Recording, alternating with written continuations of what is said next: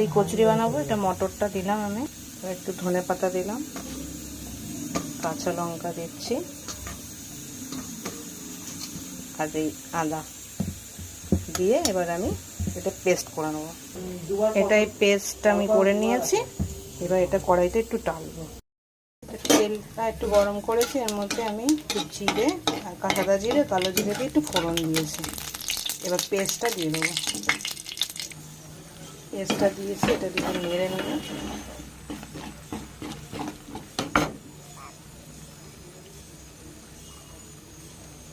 একটু নুন দিলাম, চিনি দিলাম, এটা দিয়ে ভালো করে নেড়ে নেব।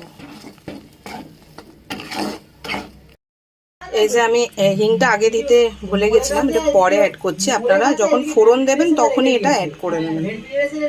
দেখুন এটা একটু শুকিয়ে এসছে, এটার মধ্যে আমি একটু ছাতু অ্যাড করছি। এটা যখন শুকিয়ে আসবে তখন একটু ছাতু অ্যাড করবেন। এটা এইভাবে এটার মধ্যে মাখিয়ে নিতে হবে।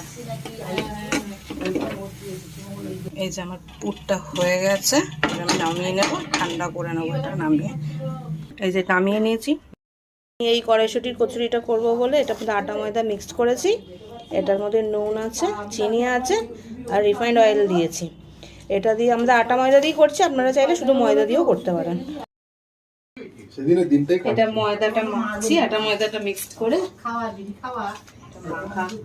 আস্তে আস্তে অল্প অল্প জল দিয়ে মাখতে হবে, আস্তে আস্তে। আমাদের এই মাখা হয়ে গেছে। এবার আমি লেচিগুলো কেটে নিচ্ছি, তারপরে পুরটা দেবো, দিয়ে বেলবো। যেরকম লেচিগুলো করে নিতে হবে, একটু মানে যেরকম লুচি করেন ওর থেকে একটু মোটা রাখবেন, কারণ এই পুরটা পড়বে তো, নাহলে পাতলা বেরিয়ে যাবে পুরটা। পুর ভরা হবে, এটা একটু আটায় হাতটা দিয়ে নিতে হবে, দিয়ে নিয়ে এই সাইড দিয়ে প্রেস করে করে এটাকে পুর ভরার জন্য রেডি করতে হবে। মাঝখানে প্রেস করবেন না, মাঝখানে প্রেস করলে যখন বেলতে যাবেন ওটা বেরিয়ে যাবে। এই দেখুন আমি সাইড থেকে প্রেস করেছি, প্রেস করে এরকম করে নিয়েছি। এবার এটার মধ্যে পুর দেবো।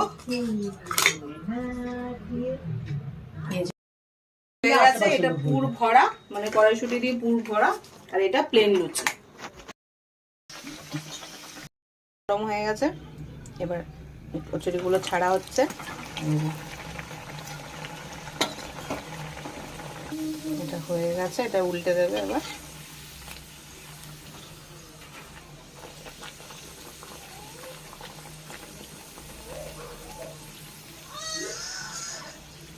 দেখুন ফুলে উঠেছে, এবার এটা তুলে নেওয়া হবে। বেলা